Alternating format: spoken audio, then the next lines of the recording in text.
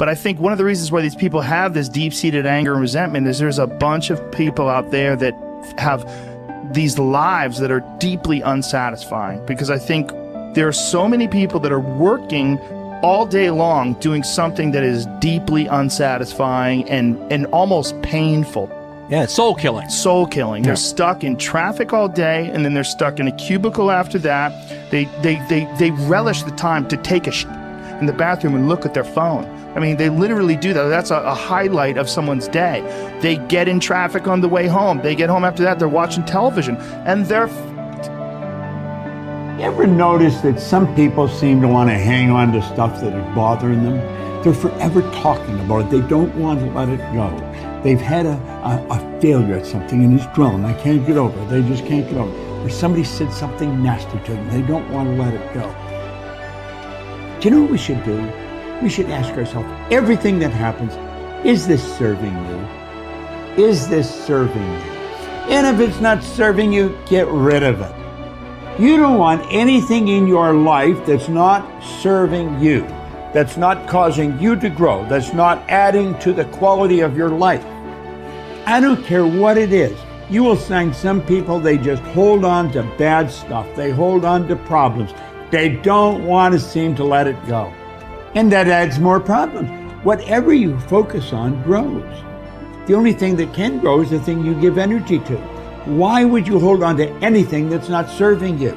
How bad does it have to get? I mean, to what denominator, to what lowest level do you have to reach before people really make up their mind to change? My message is, why wait? I mean, when you're feeling so altered emotionally, you feel so bad, that's the moment you could actually see yourself for the first time, because you're not answering your cell phone, you're not responding to all your texts, you're not watching TV, you're not going out to dinners, you're not calling people back. Something's altered in you, and you're starting to become self-aware, right? I dare you to analyze yourself first, your company first, your character, your behavior, your work ethics. I dare you to analyze it and see if there's any change you can make. See, you cannot manage time, but you can manage activity. You can manage your activities. Make certain that what you're doing really makes a difference. Make certain that you're spending your time on activities that are productive, that are taking you in the direction of your goal. If you think about the person that you want to become, what's that person do every day that you don't do right now? And when you start to do the thing that the person you want to become is doing, you leverage something called behavioral activation therapy.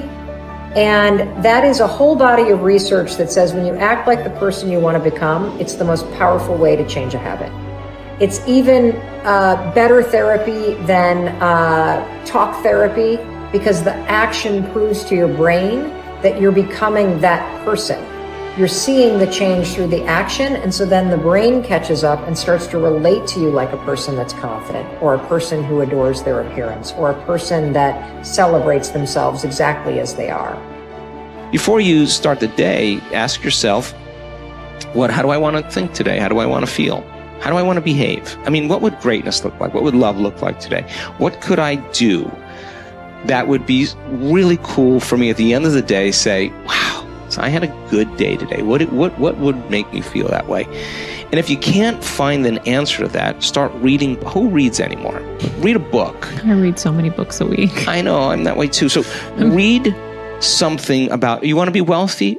Read a book about someone who became wealthy, and get real and realize they may have failed 50 times before they actually pulled it off. Or what were their characteristics? What were their traits? What made them? So it wasn't about their wealth, it was about who they became. That's the key, right? So fill your brain with a little knowledge, and then just start asking yourself, what's the greatest expression of myself that I can be today? And rehearse it. Rehearse how you're going to be. And then if it leads to a different choice, that's the unknown. Mm-hmm. And just know that it's not going to be predictable. It's going to be a little uncomfortable. That's where the magic happens. If you can stay relaxed and awake in the unknown, things get pretty exciting. When you're back to the known, you're back to the familiar. Don't expect anything to change in your life. And if you say it's that person or that circumstance, you defaulted and went back to the program of the victim, allowing your outer environment controlling your thoughts and feelings. If you truly do this well, This is what I discovered.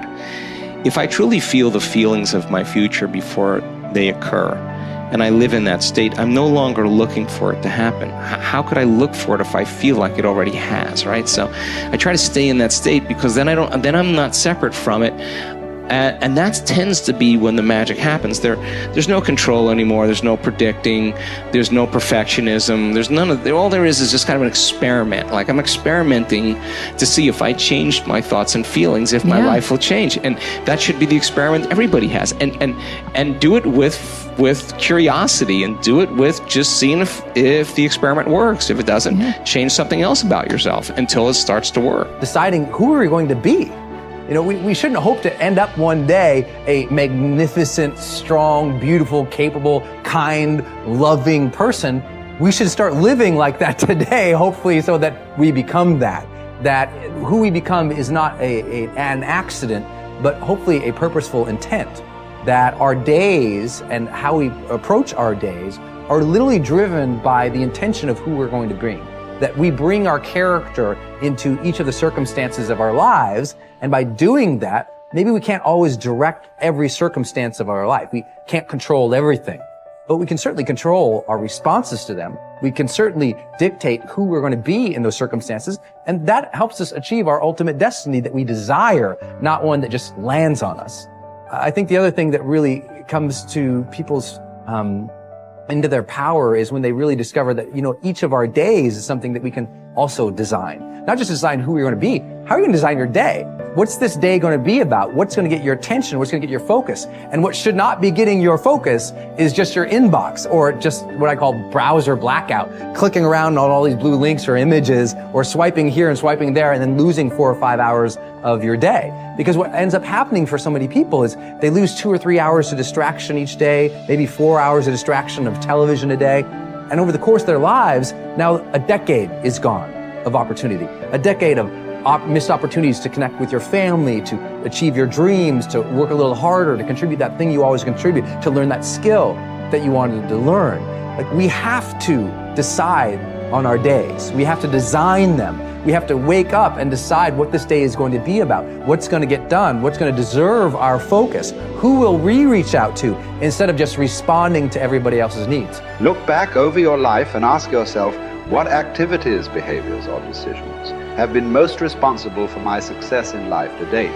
You will probably find that less than 5% of the things that you have said or done have accounted for most of the success you have enjoyed. You may find that it was your unique ability to solve a particular kind of problem or to take advantage of a particular type of opportunity. You may find that your special talent was an interpersonal skill that enabled you to influence and persuade other people at a particular time and place. You may find, on analysis, that it was an ability to take charge and accept responsibility for accomplishing a particular goal. Whatever has been responsible for your successes in life to date may be a good indication what you should be doing in the future. Analyze your work based on the measure that I call return on energy.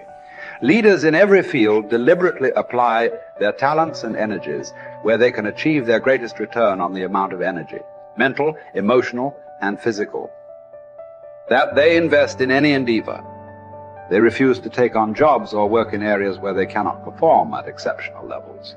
They treat themselves as valuable resources, and they spend their energies very carefully. One of the questions that you might continually ask yourself is this the best possible use of my time and energy? Is what you are doing right now the most valuable thing that you could be doing, given your particular combination of talents and abilities? Often answering this question will help you to see that there is a vast difference between what you are currently doing and what you should be doing if you want to be fulfilling more of your potential. Once you have chosen your ideal job or occupation for this stage of your career, your biggest responsibility is to make the decision to become very good and then to become excellent at what you do. In a lengthy study on successful Americans, the Gallup organization discovered that expertise, or being recognized by your peers as one of the very best in your field, was one of the essential ingredients for success in American life. We said before that self-confidence comes from positive knowing rather than positive thinking. It is only when you know that you are outstanding in your chosen field that you really feel terrific about yourself, and that you enjoy high levels of self-confidence. Men and women who are good at what they do and who know that they are good at what they do are very different from those who are only average. They walk and talk and dress and behave differently.